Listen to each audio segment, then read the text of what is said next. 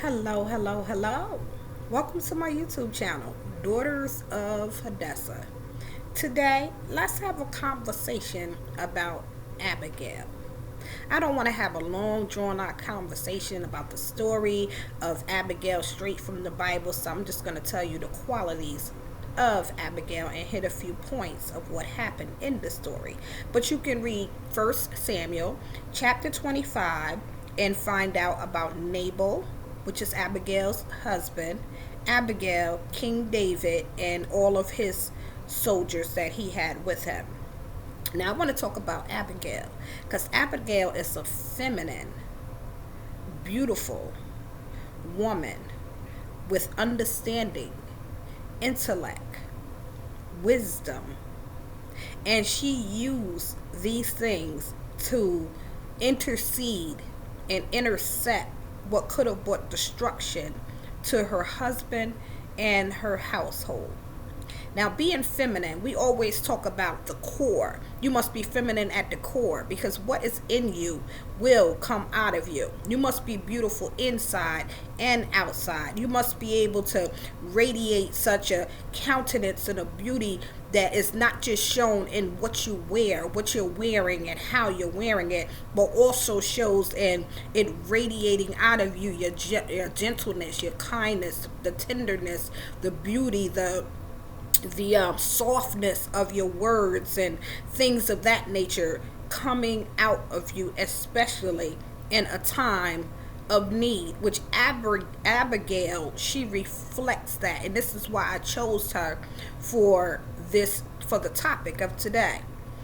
Abigail, femininity and her wisdom work together to save her husband and his household. Abigail was not just beautiful in appearance, but Abigail had wisdom, understanding. She was a problem solver. A lot of us in femininity, we want to get dressed up on the outside and look the part and look like a elegant woman, but we have nothing else to offer. Only thing you have to offer a man is your beauty and your body. But when it comes to making decisions, when it comes to helping him, when it comes to being positive, when it comes to doing things that he needs to help make a change or to talk to him, to be able to talk him down off a ledge, you have none of that. Because you're just cute and well dressed. But there's nothing else to offer. So you say, I am feminine. I have something to offer. Trust me, in your relationship, that theory will be tested to see if you are as feminine as you say that you are. When you get married and you get the man, and you find out that the man that you prayed for, the man that you've asked for, the man that you've dressed up to get because you need to secure the bag and get you a wealthy man, which is nothing wrong with that. But what happens when you find out that everything that you prayed for and everything that you asked for is a fool? Now, I don't emasculate men or speak negative about men on this channel, but the Bible says that Nabal, his name meant fool, and he lived up to his name. What happens when you get what you prayed for and you recognize that you married a fool? Are you gonna talk about him, talk down to him, tell him he's stupid, tell him he's a fool? Are you gonna help him, help to build him up? Are you going to cover his foolishness? Are you going to pray for him? Are you going to be wisdom and be the voice of reasoning for him when he needs you? Abigail, when it was time for her to speak up, she not only spoke up, but she took action and stepped outside of her comfort zone as a wise, beautiful woman and stepped into a role of interceding and intercepting the destruction that was coming to her household because of the foolish decisions of her husband. Now let me give you a little bit of the story, which is in 1 Samuel chapter 25. Nabal was a very rich, very wealthy man, and Abigail was the wife of Nabal. Now David and all his men had been protecting Nabal's herds, his sheep, his cows, his goats, his land. They had been protecting everything that belonged to Nabal, keeping people from robbing him, from thieves coming in and taking and destroying, and they were just protection all around them. Even Nabal's hired servants that were out in the fields and out on the land, they were protecting them also. So David and his men, when they were hungry, David sent word for Nabal to send a morsel, something for them to eat. They had protected his land and protected his people and protected his flock and his sheep and his goats and things. And Nabal was like, I'm not giving y'all nothing. Who are you? I don't even know you. Mind you, he knew who David was, because David had already been anointed to be the next king. And I know that he knew this because when Abigail met up with David, she said, I know that you are the next king. You are a great king. So yeah, Nabal knew he was just a fool and refused to give to David. David wasn't asking anything extreme, because this was something they did. People did back in the Bible days. If you were in an area, you were in the wilderness, you was on a land, you was surrounding a surrounding place, country, or whatever, if you were in that place and you had men with you, they would surround and protect somebody else's land to keep robbers and thieves and things of that nature from coming in and just stealing and taking whatever they wanted to. So it was something that was done common of the day. So Nabal knew what was going on. He knew what had happened. He just refused. He was stubborn, and he refused to do what was right. He didn't care who David was. And of course, David was furious. David was smoking through his ears and his nostrils at the same time. But Abigail talked to the servants and to the gentlemen who worked for Nabal and who were protecting or out in the land, out in the fields, and they told Abigail all that David and his men had done and how they had protected them and watched over them by day and by night. And Abigail, being who she was, a beautiful, feminine, intelligent, wise woman, say, gather up, come on, get the food and get some horses and the things that we need. I got to save my husband. I got to save my household. So they went out ahead of her, and she followed them on a donkey and came before David on behalf of her foolish husband, who had insulted David, who had refused to recognize who David was, or who David was coming up to be.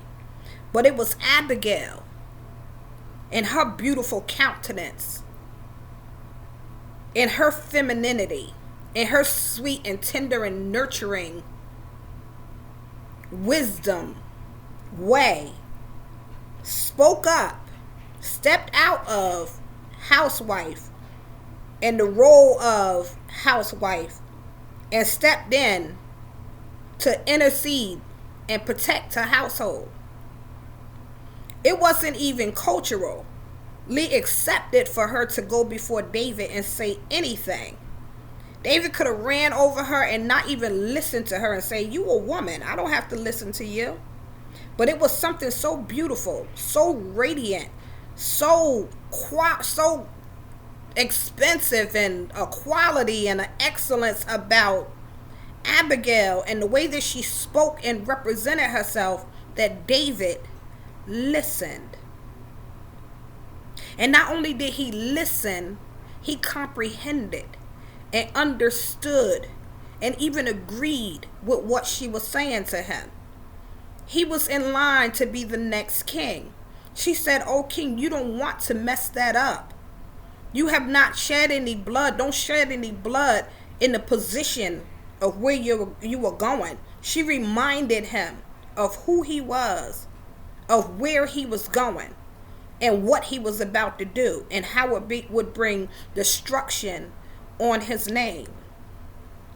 Abigail had quality about her, that she was able to speak up, and touch the heart, speak the right words, and say what the king needed to hear, to calm him down, to cool him down, to calm the beast from raging inside of him. Because David had already gathered his men and told them, "Put your sword in your sword holder, because we about to go to war. We about to tear up everything in Nabal's house." But Abigail took food. She took charge. She went forth, and she spoke not only to David's heart, but she reminded David that my husband's name is Nabal, and he is a fool. And in him being a fool, he lives up to his name. He's a fool. Now, she didn't speak evil of her husband. She didn't speak negative of her husband. She spoke facts, because that's what he was. But Abigail, being who she was, she didn't rely on her beauty. She didn't rely on her femininity, but she used other qualities that she had. Wisdom. She was wise. She was smart. She was a problem solver. She knew how to defuse what was escalated. She just calmed that fire right down in King David. Who are you? What are you doing for your husband? Are you talking about him? Are you praying about him? Are you going before the king on his behalf? He may be a fool, but you're his wife. You are his helpmeet. You are his partner. So step in. Do your part. Be Abigail. Don't just be cute and dressed up on the outside, and feminine on the outside, and girly and dainty, and have nothing else to offer your mate, to offer your spouse. He needs you to be his strength sometimes. He needs you to be the voice of wisdom sometimes. He needs you to be the one who intercedes on his behalf when he can't pray, or he's too foolish to pray for himself. So in Abigail, she also did not hide anything from her husband, because when she got back, Nabal was drunk. So the next day when he woke up, she told him everything that she had done. She didn't hide the fact that she took anything to David, that she spoke with David. And her husband was so angry and so furious that I don't know whether he had a heart attack or a stroke. But he got sick that very day. He held on for 10 days, and 10 days later, he was dead. But David, when he heard that Nabal was dead, that beauty, that radiance, the fact that Abigail was able to conversate and talk him down from the wrath of hellfire and damnation coming up on Nabal, David said, "Whoa, I need this woman in my life. This is a beautiful, elegant woman full of wisdom and knowledge and direction. This is what I need." And you know what he did? He made Abigail his wife. And she accepted. And they lived happily ever after, I assume, because the Bible doesn't say anything else happening between David and Abigail after that. But I wanted to stop by and just encourage you, feminine women of God, be like Abigail. Have character. that is attractive. Have character that is rare and hard to find. Have character that a man appreciates. Not just you being a trophy and a showpiece, but have character that is hard to find. Abigail, beautiful woman of God. Are you an Abigail? Thank you for listening. Thank you for joining me.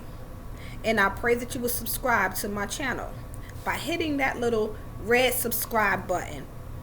If you like this conversation, I ask that you give me a thumbs up. And if not, and I need some correction, or if I made a mistake or said anything that was not correct, you can give me a thumbs down and leave me a comment and let me know. But thank you for listening, and I pray that you have a blessed and prosperous day.